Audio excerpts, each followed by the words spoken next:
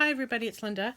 Today I'm going to show you some items I'm sending to a crafty friend. I met her before the pandemic years ago, but between 3 and 5 years ago, one of our trips to the States, one of the things I was looking for was a certain pad of paper at Hobby Lobby.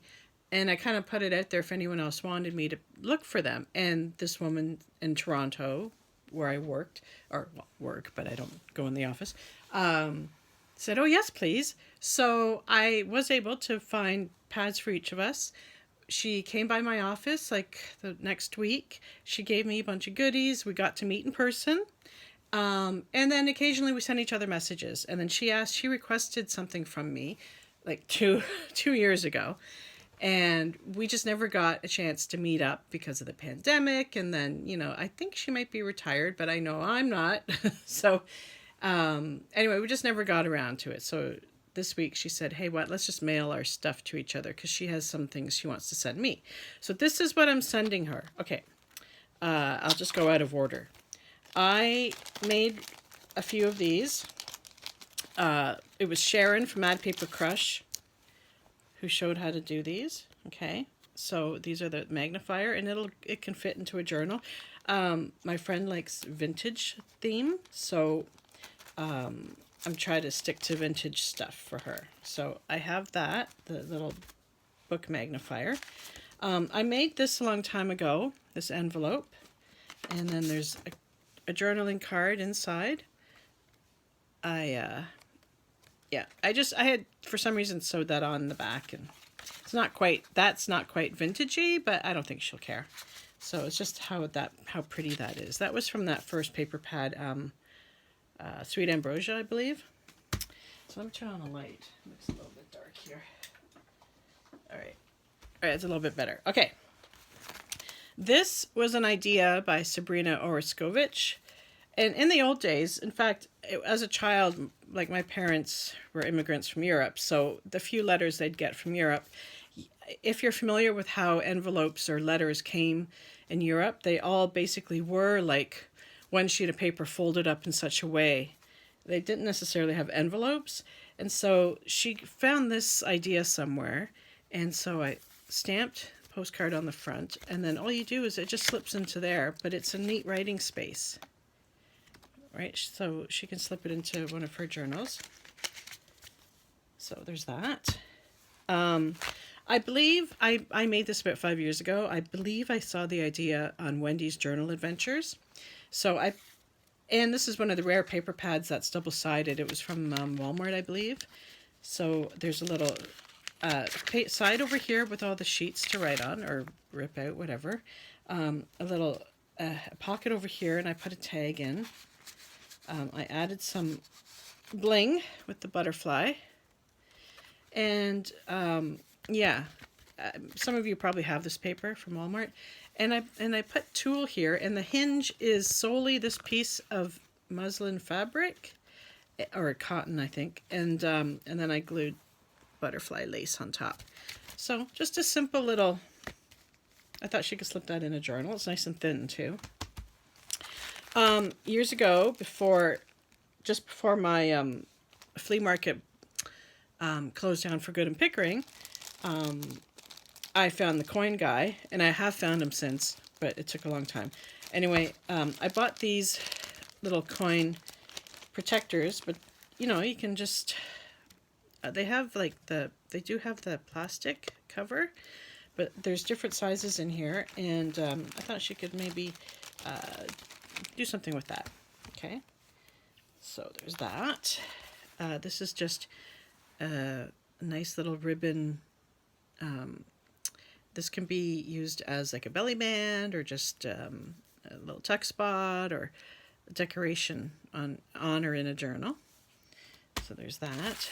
This is one of my favorite tassels, and lots of vintagey colors, nice and soft.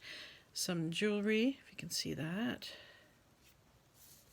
I think you can. And then there's this one too, like pieces of necklace that have interesting designs. Like I just broke them into like 4 or 5 inches and use them. I call them, like, I think of them as already made dangles. And just different, like, fun yarn and ribbon. And maybe even fabric. Like, look at that. Okay, so I figure she can hook this onto one of her journals. I'm giving her two are the same size, but 3 different book plates. Now, the big ones came with screws, but I find that the problem with screws is that unless your cover's like really thick, the screw could be poking out the other side, right? So I personally don't use screws when I attach any of these to any of my books. I use brads. Brads, or I just glue it down. Brads work perfect. And if you plan ahead, because sometimes I forget, and then I end up gluing it down, and then I cover up the holes with something. But brads are perfect, and they come in all different shapes and sizes if you can find them, and yeah, they're great. So, but they can be adhered anyway. Like I said, I glued last couple that I did. I had to glue them down because I forgot to plan ahead. So this request all started with one of these. She asked if I had one of these little hitch posts, or I mentioned it, and so she asked if she could have one. She only asked for one. Well, I'm sending her 3. So, and then I have also in here, everything's in 3s. I'm sending her 3 of those mini tiny micro clips, like binder clips. One big, this is the ring, I think they call it a ring fastener. You know, you see this has the brad legs on it, or arms, and you stick it through, and then she can clip that tassel onto it. So I have one big one, and then 2 of the smaller ones, the original ones that I found in the States. So they go in with brads, and it's really helpful. And I'm sending her a few of these, the bulb pins. Now, I don't know what she has in her stash, but it never hurts to have more, even if you already have this stuff. 3 of these tiny little paper clips that I found on my last trip to the States. And these things I thought would be fantastic, but I haven't figured out how to use them properly, because they clip on like that at the bottom there, right? At the bottom, that's where the teeth are, but yet it has this hook thing at the top. So I don't understand what to maybe she can figure it out what to do with them, and that's it. So that's that. And then I'm also going to send her some papers. So in here I have some pieces of older, it's from an old book, or older book. It's Hungarian, so that's a bit of interest in the background. Some pages from that Weeds book I found at that book sale in out by Cottage Country in Ontario. There's a church that sells books from April to October, because they don't heat the place, they close it down for the winter, and it's just books all over the place. Like they sort them, but that I think was about the only book I bought. I didn't find any other ones that really jumped out at me. But they also sell like lots of fun fiction books too. Some Edith Holden pages. So there's that, and a couple. I figure she can do some fun stuff with that.